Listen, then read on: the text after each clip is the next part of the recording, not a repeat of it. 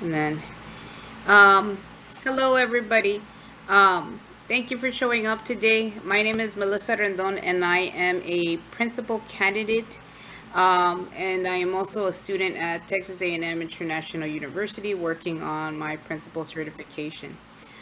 Today we have Ms. Barrientos, Zulema Barrientos, who is a CTE teacher. Yes. We also have Mr. Wally Guerrero, who's a CTE teacher as well. I want to thank you both for being here today. I know it is the weekend. Thank you. We're going to go over procedures because we are being moved to a new campus. And they do want us to review these procedures, even though we've been using these procedures since the beginning of the year. I know most of us are accustomed to these procedures. However, we need to go through them. They deal with school safety, also nursing procedures, and even teacher grooming and yeah, and dress code for teachers, right? And most of us we do follow this, but it's good to occasionally go through it. So let's begin. We're gonna do school safety first.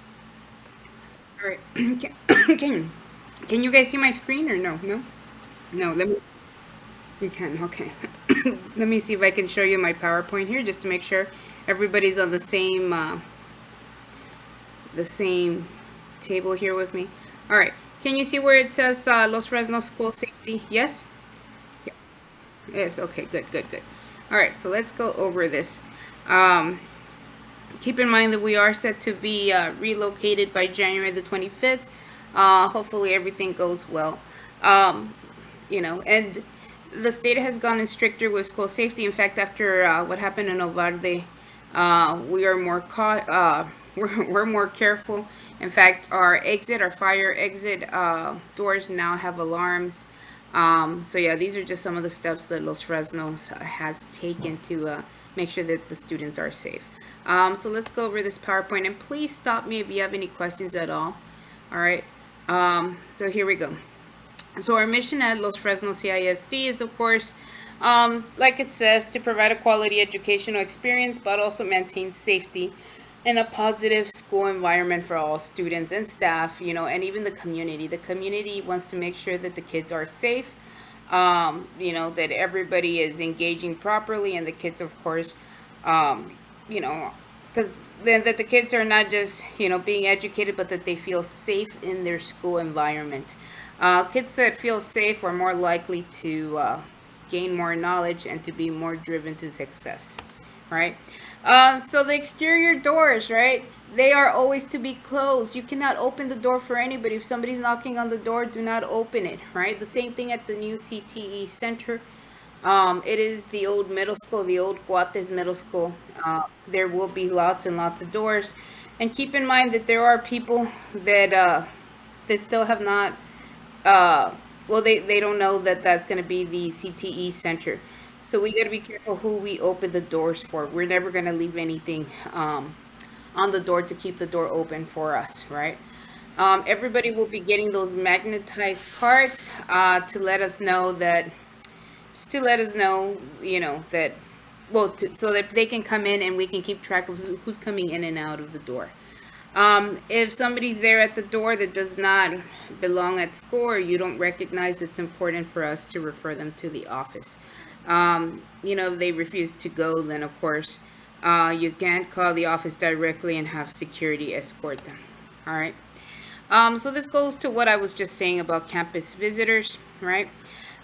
Campus visitors are supposed to be escorted to the office. Everybody, even the substitutes, must have a badge, right? We must be able to recognize them and keep track of them on campus at all times. Now, let me see if you guys have any questions so far, because I know that I am talking and not asking. Um, do you guys have any questions at this moment?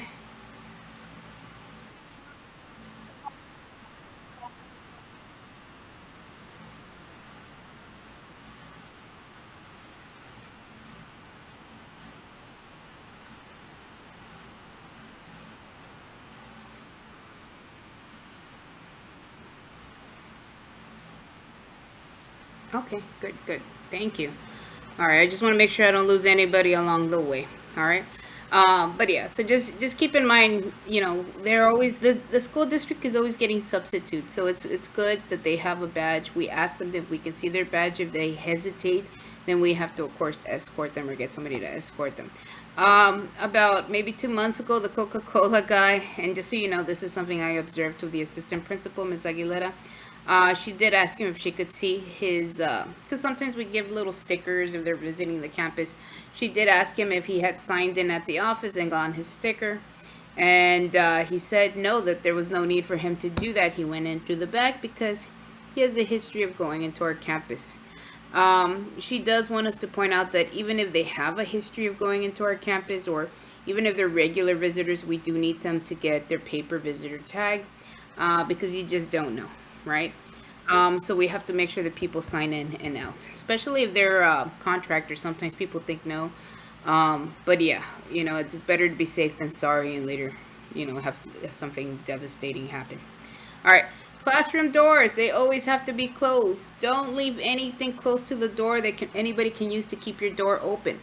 I know sometimes the kids do not want to open the door for other kids if somebody's in the restroom, or even you might not want to get up, especially we're all carried away, doing an activity with the kids.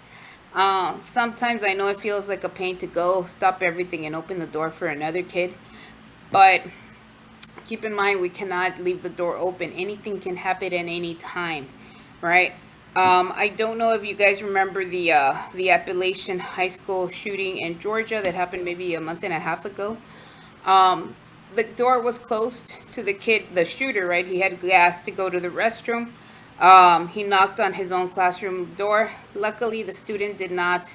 Well, luckily, he didn't leave the door open when he went to the restroom, right? But besides that, he knocked on the door. The girl was able to, one of his classmates was able to look at his hands, notice that he had a gun, and of course she shouted for everybody to back up against the wall. And so nobody opened the door, and nobody in his own classroom was hurt, thankfully.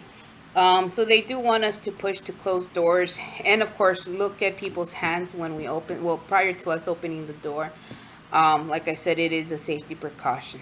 All right, so, and of course, don't put anything close to the door, because there's always going to be people that are tempted to leave something there to make sure that the door does not close. Now, our doors at Los Fresnos CISD are always locked. They lock automatically, right? The only way the door can be opened is if, of course, you yourself open it, or if you have your key, then somebody can unlock it. And usually, when the teacher's inside the classroom, the only other person that has the key is admin, right? And yeah, they have a history of not knocking or anything, but technically, there's nothing to hide, right? So we should all be fine, right? At the CTE center, the only person who will have the key besides the teacher and custodian will be, of course, the CTE director, Mr. Guerra. All right. Now the windows. Thankfully, nobody has control of the windows. The windows are solid. There's no way to pick them up. However, what they do want us to do is during the lockdown, they want us to have like a little paper curtain, and they want us to put that down whenever there is a lockdown. But they don't want the curtain going all the way up. That way, in case there is a school shooting, hopefully never happens, like I said. They want law enforcement to be able to look through the little opening on top, so that we can know that the room is cleared. So yeah, they do want us to do that. Now, I know in the past people have asked if we're going to slide red or green cards underneath the door. We don't do that, at least not at Los Fresnos. At the last campus I was in Lyford, we had green cards that said, "Oh, the room is all cleared in case of a lockdown." Or if it's red and we were missing some of our students, we had to put a red card underneath. We don't do that here, thankfully. All right. So just keep that in mind, and keep in mind that we do have to have the windows covered in case of a lockdown. Now, this is a poster that we're all required to have in our classes. If you don't have one, then we do need to contact admin so that they can give us a copy of this. So these are the different types of drills we have. We actually have more than this. We even have a weather one. Usually lockdowns, just so you guys know, if it says oh my God, if Mr. Stalbo or Mr. Getter go on the intercom, and they say lockdown, lights, locks, out of sight, basically means move your kid away from the window, right? And, just cover the window, and like I said, we all should have paper curtains for this. Now, the only people that are allowed to clear the lockdown would be administration, right? Like the principal or assistant principal. They're the only ones that are allowed to clear it, right? In the past, or at least when I was in high school, there used to be a code phrase or a code word that was used whenever there was a lockdown. That was not successful because sometimes we would have substitutes, and if the substitute did not know the code or the key phrase to use, then they were stuck not knowing what to do, right? And that was a problem. So now we just say lockdown straight out, right? So yeah. Now, secure, get inside, lock outside doors. This is basically for you to continue teaching, but don't let any kids go to the restroom. And, basically don't open the door to anybody. Yes, you still have the lights on, but just don't let anybody go outside. Now, some people have asked, what exactly is a secure for? A secure would be if there's a parent who's angry and he's screaming in like the front office. It could also be there's a random dog inside the campus and they don't want kids getting hurt. Or one of the old ones when I used to be a probation officer at Pace. Sometimes they would call secure for people to keep teaching, but the door's locked. But some of the kids would pick up the windows, and sometimes you would be able to see Border Patrol chasing people through the campus. Now, we don't do that at Los Fresnos. However, keep in mind, a secure is still an emergency. All right. In the past, at least this school year, we've used the secure because there was a student who vomited all over the floor in the front office, and the bell was about to ring. So we, of course, held the bells. We told everybody to stay inside of the classroom because we just didn't want to create a mess or didn't want to get anybody else sick. Once the emergency was taken care of, then, of course, we cleared the secure and kids were able to go back to class, right? We also have a hold in your room. Basically, this is where we want to get all the kids out of the hallway. Doesn't even matter if it's not their classroom. You open the door briefly, you let them in, and you close the door, right? And of course, you still continue teaching, but you make sure using your phone. And right now, we'll talk a little bit about the app that we have to have. We use that app to basically account for all the students, right?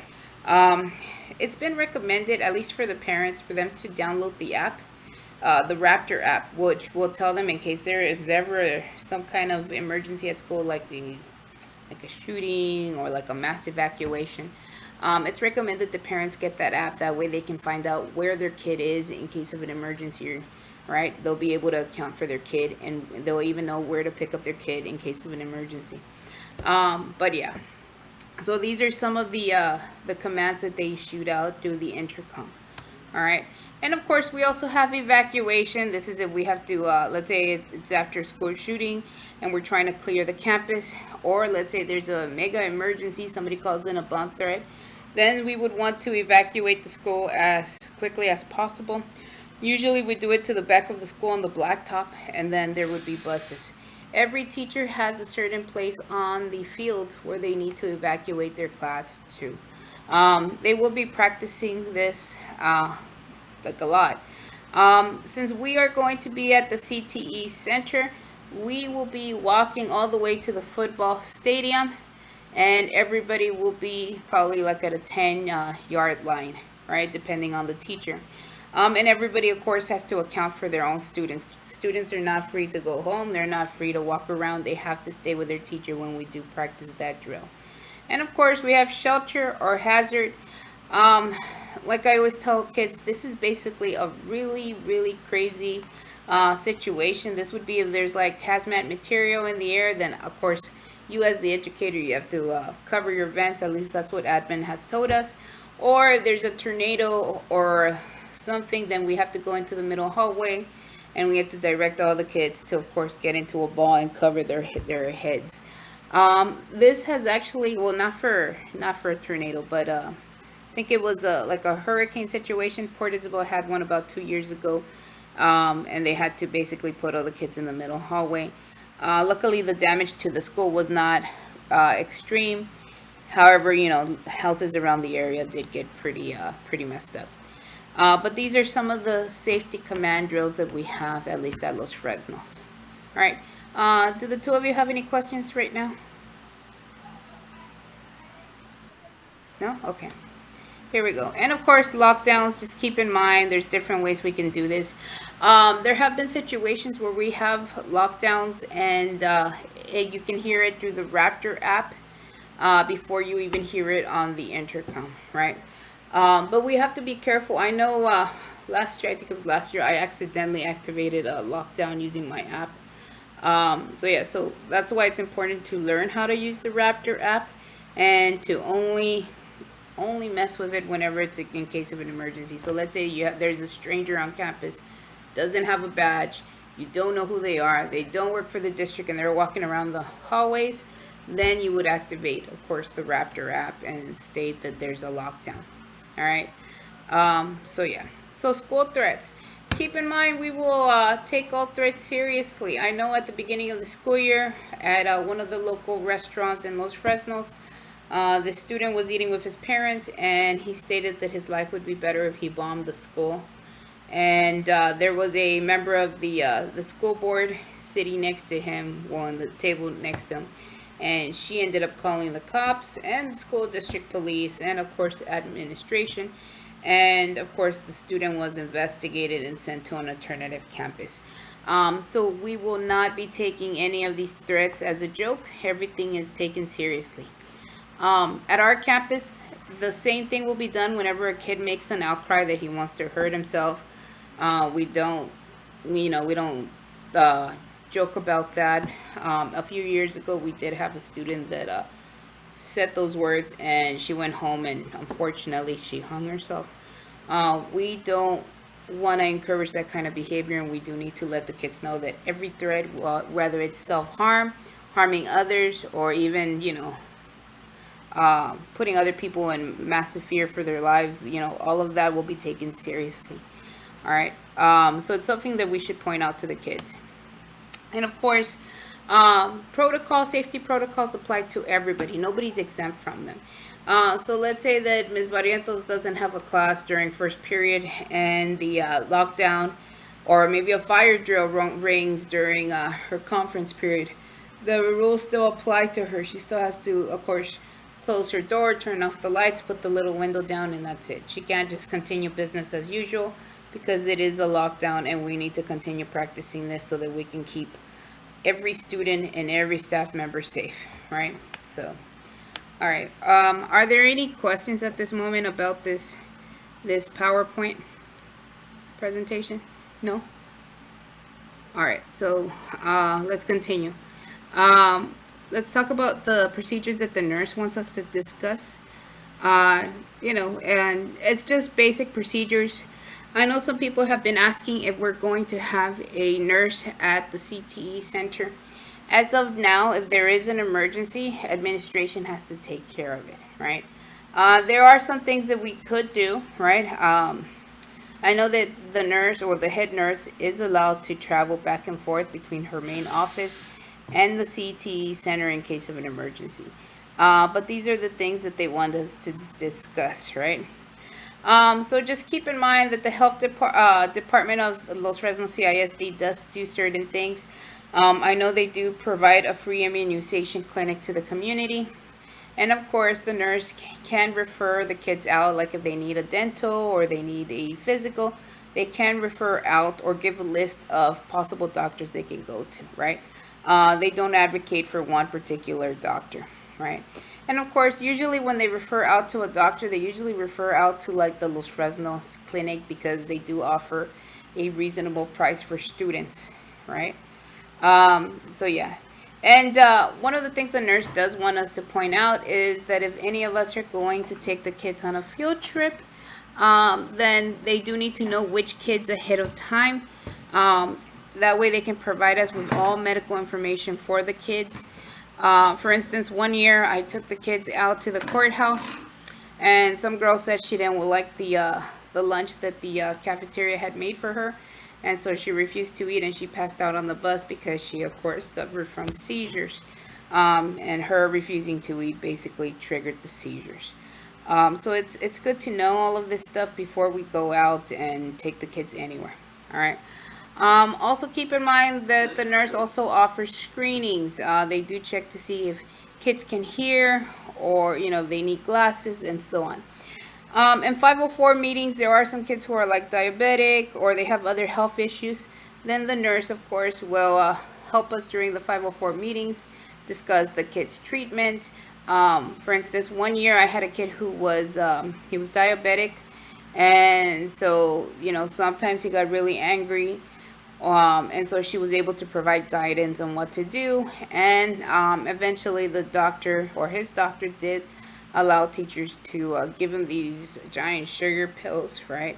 Whenever he was in shock, right? Having a health situation. All right. So just keep that in mind. We do need to let the nurses know if there's a health issue.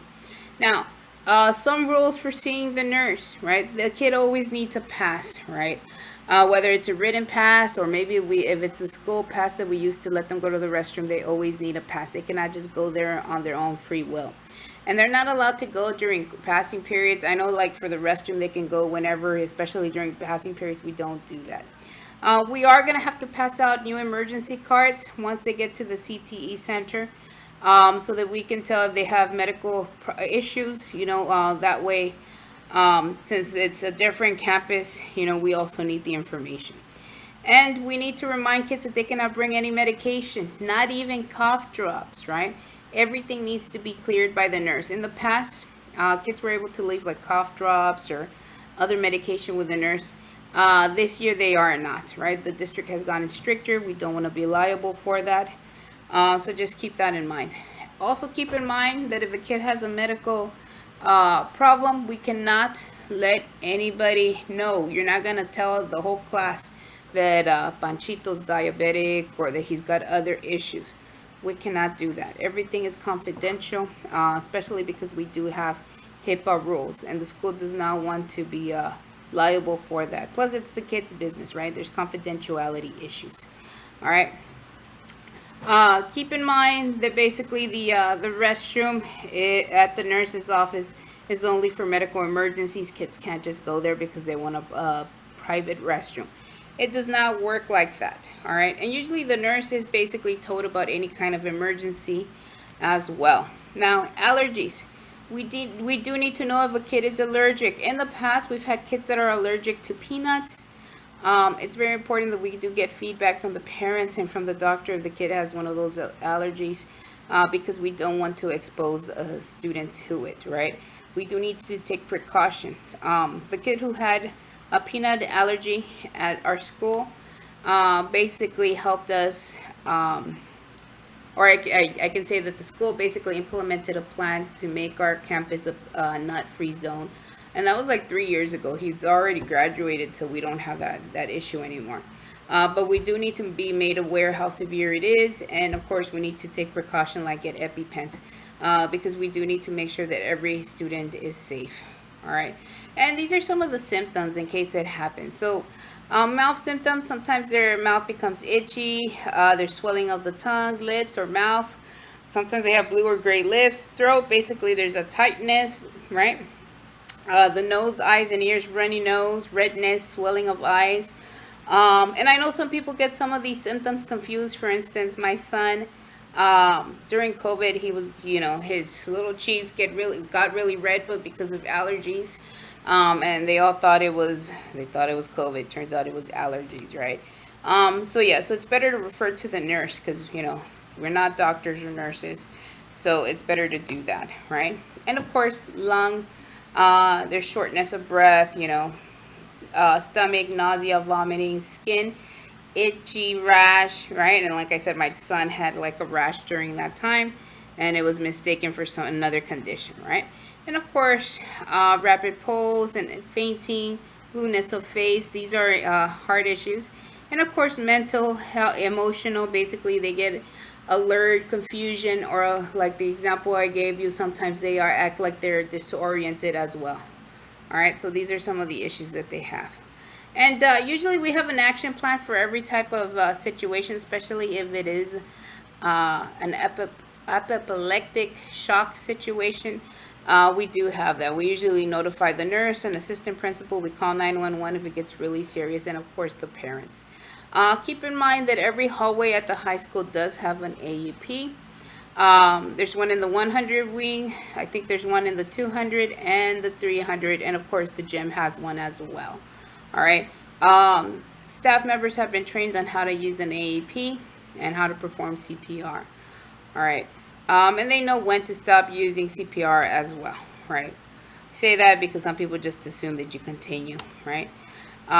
So yeah, there are certain times when you do that. Now, how do you use the EpiPen? Basically, you take the cap off, and usually there's like a little arrow, and it's gonna point to the direction. And of course, you stick it to the thigh, the inner thigh, for 10 seconds. All right. Some of the kids carry their own EpiPen. If not, you can call the nurse, and she speeds right to the classroom, and she can basically administrate it. Right. So yeah. And of course, asthma. There are several kids, in fact, several of our athletes that do have asthma. Most of the kids do carry their own inhaler. However, we need to be able to identify it because there's some kids that might have not brought their own inhaler. There could be coughing. There could also be nausea flaring. There could be shortness of breath, anxious. Somebody might feel anxious, right? Or wheezing. These are all things that we need to take into account, right?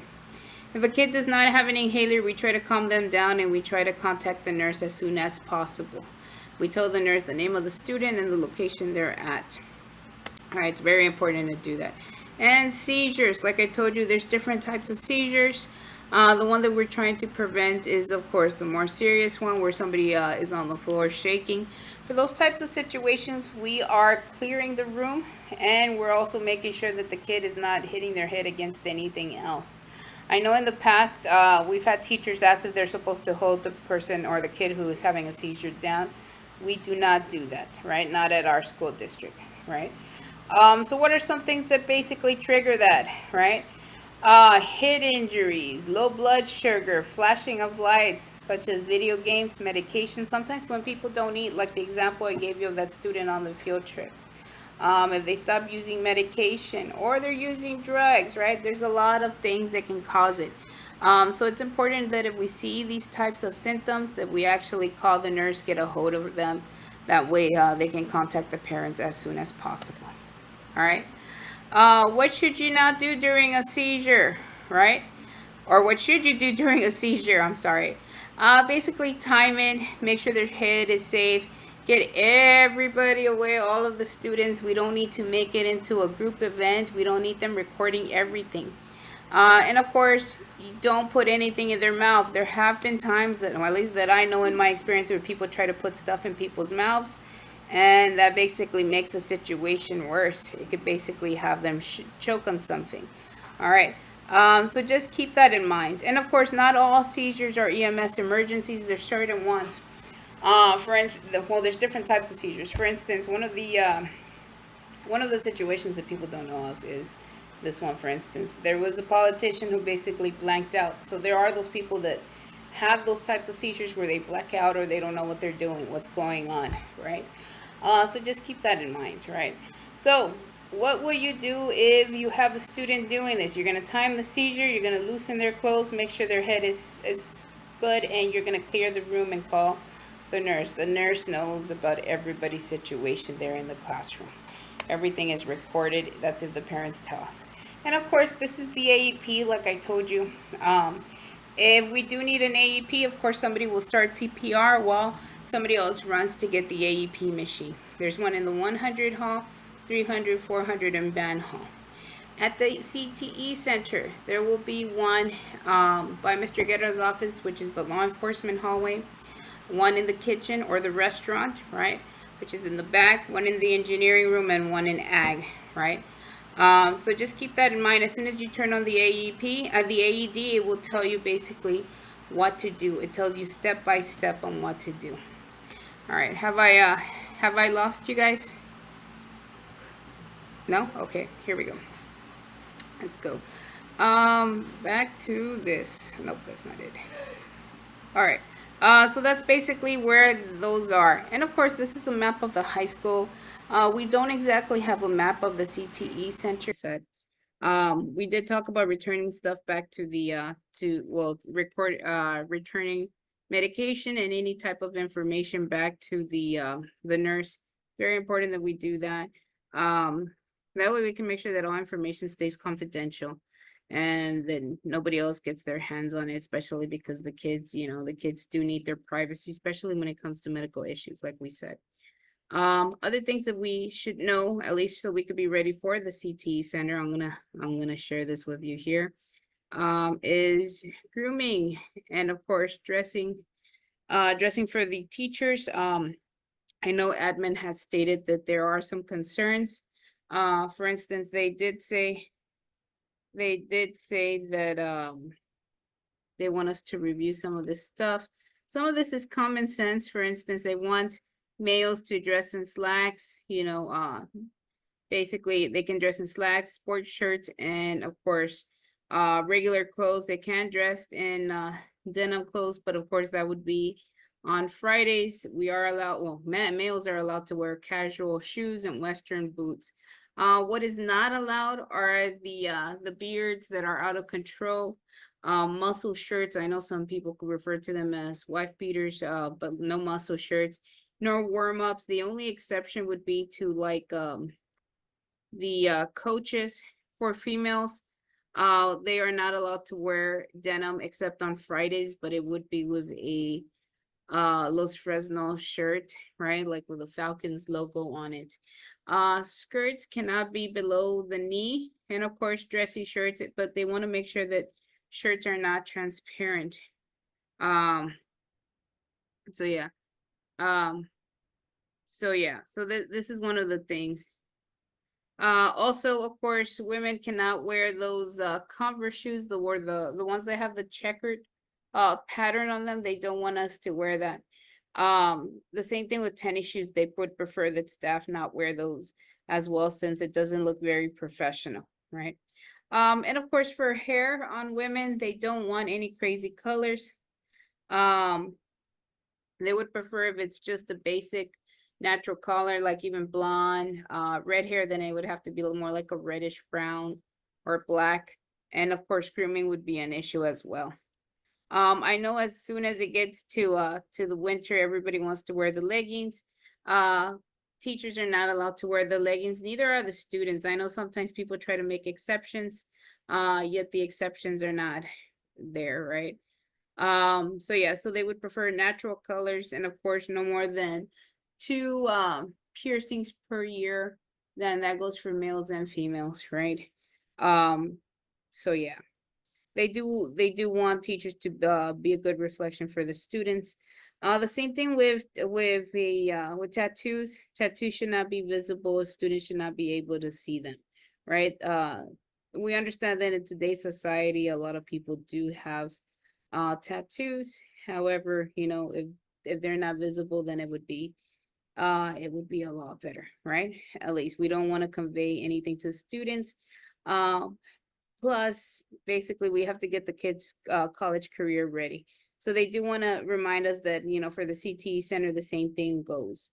Um, since I know we do have ag teachers that work with us, they are allowed to wear jeans continuously because they need to go out to the barn and they need to work with the animals, and we're not going to make them wear dress shoes or slacks when they do that, right? For the medical teachers, then they can wear scrubs, right? That is appropriate or acceptable. All right. Do you have any questions right now? No, you don't have any questions. Okay. Let me see what else they want us to cover. We already talked about cell phones, safety drills. I'm pretty sure we discussed that. That would be the poster. We discussed what they want us to do. The main thing there that at least we have to keep in mind are the evacuations. We will be they will be doing evacuations soon just to make sure that we're prepared in case of any type of disaster. God willing, it never happens, but it's better to be safe than sorry, right? Hi, Ms. Barrientos. We were just going over dress code. I was telling Mr. Guerrero that for males, they are not allowed to wear jeans except if it's on Friday and with a spirit shirt. The only ones that are allowed to wear tennis shoes during the work week would be the males, but the females cannot wear them. Anything with laces is not allowed as per our school district, unfortunately, right? And I know a lot of people don't like that because we're on our feet all the time, but that's just something. All right. I'm gonna show you guys the more or less like a quick basic thing on the Raptor. Um, this is the app that the school district recently purchased. They're encouraging parents to get it. This is what it looks like. There's a different version for parents that basically tells them what class their kid is in. In case of an emergency, the teacher will take attendance and then the parents will see, oh, my son is in room 130 or my daughter's in the 200 wing. She's fine. She's away from disaster, right? And it will also tell them where they can find their kid after an evacuation, all right? Keep in mind that even the custodians have this app in case they see somebody they don't know on campus, they can activate, they can basically activate a lockdown, right? In case there's anything suspicious, all right? I would show you the video, but we'll probably end up watching it in a CTL. When you do download the Raptor app, you have to use your school email and the password that you use to log into your email as well. Everything's designated like that. It's preferred that you don't stay signed in case some of you let your kids use your phone, because then your kid could activate a lockdown at any time, even when you're not at school. And we don't want that to happen. All right. And yes, there is like a walkthrough on what to do and how to activate notifications. And unfortunately, I know some of us are against having people find out our location, but we do need to activate the location because this app is actually, well, it goes through a dispatch center and they can tell if there is a lockdown or something serious is happening at the school. All right. So just keep that in mind. It's also important not to click on any emergency buttons unless there's an actual emergency. That way law enforcement won't rush to us. All right. So yeah. And they recommend that we activate the push notifications. It's very important that way you can know what's going on. Sometimes you can actually get the notice of a lockdown before there's an actual lockdown. All right. So just keep that in mind. And keep in mind that this can happen at any time. Lockdowns can happen at any time. There was one time that I was at McDonald's trying to buy lunch. And then when I was pulling into the parking lot, there was a lockdown, right? So that was pretty out there, right? So they can happen at any time. They are not well, real lockdowns can happen at any time. They're not timed. All right. Are there any questions about this app? No? Okay. So yeah, so just keep in mind that the same procedures would apply basically at the CTE center. So yeah. But I want to thank you both for taking time out of your busy day to help me with my project for school. You guys are the best. Thank you. Let me see, how do I